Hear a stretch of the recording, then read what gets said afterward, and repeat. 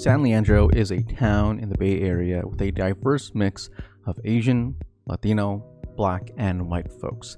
As of now, San Leandro has almost 40% Latinos, over 30% Asians, and just under 29% of white folks.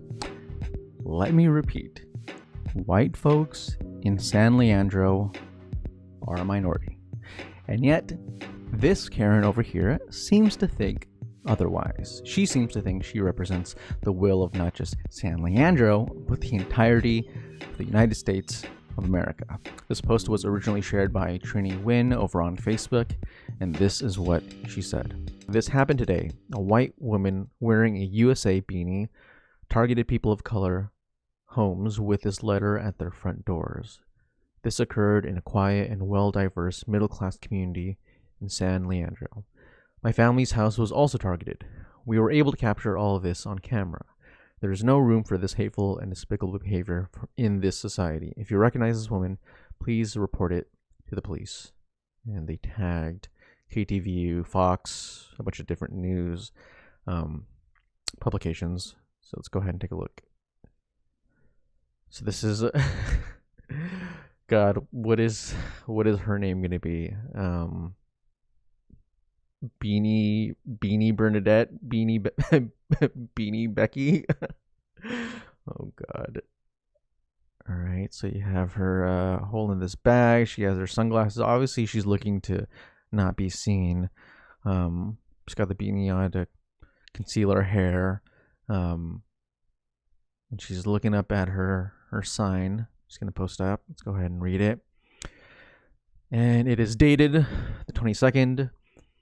And it says, "We, the people of the United States, in order to form a more perfect union, establish justice, ensure domestic tranquility, provide for the common defense, promote the general welfare, and secure the blessing of liberty to ourselves and our posterity, do ordain and establish this Constitution for the United States of America. If you are a woman or a man and was born in other country, return, go back to your land immediately, fast, with urgency." She even writes like Trump. Damn. If you are a woman, was born in other country, takes your children with you, under 21 years old, consider a bless or God. In God we trust. The principle of free governments adheres to the American soil. It is bedded. Bedded. Oh God. Fucking America. Whew. As its mountains, we the people do ordain to you to leave this house. One American white brave that serves the nation of USA is going to live here. Oh my God. You know what it reminds me of? You ever see those letters that kids write to the Tooth Fairy or Santa? It's just filled with grammatical errors. Like, I mean, I'm not trying to like shit on someone for their lack of grammar and their ability to write, but if you're talking about, I'm sorry, this is, oh my God, it's just hilarious, especially the people who are like, this is my America, like, I'm gonna go ahead and set the precedence for the types of people who can work here and live here. It's so weird whenever people try to do this whole go back to Asia thing. You know, I hear that all the time. You know, I'll make a post criticizing the United States, and I'll hear some, you know, white person jump in and tell me to go back to Asia. And it's just funny. It's just like the logistics of it. Like, what do you, so you want me to go like call a U-Haul, you buy a ticket and move my family, and like you expect me to go through all of these steps, all of them, and that is your sales pitch. No.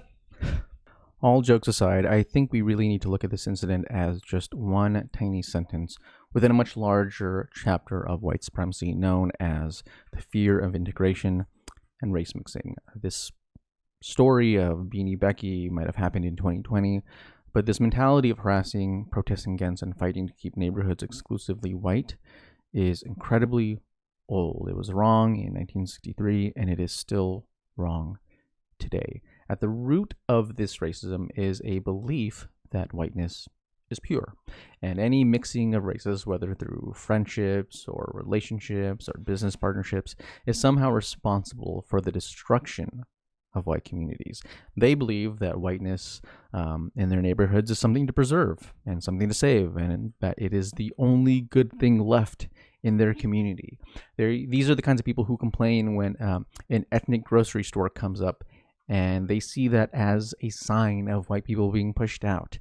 So in return, they don't just feel tempted to fight back, they feel like it is their social responsibility. They see themselves as activists. They see themselves posting these letters and harassing these innocent families like they're fucking Indiana Jones, ready to save humanity from savages.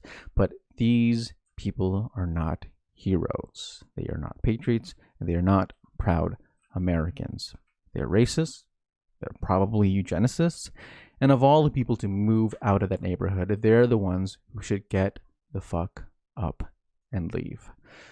When I laugh at this shit, I laugh because, one, she is a grammatically challenged racist who has no business telling other people to leave this country, and two, we have been through this shit decade after decade, and we're not going anywhere. Hell, most people can't even afford to move out. So unless she has a plan to pay for every person of color to leave San Leandro, she's going to have to face the reality that in today's America, we are not in her country. She's stuck here with us.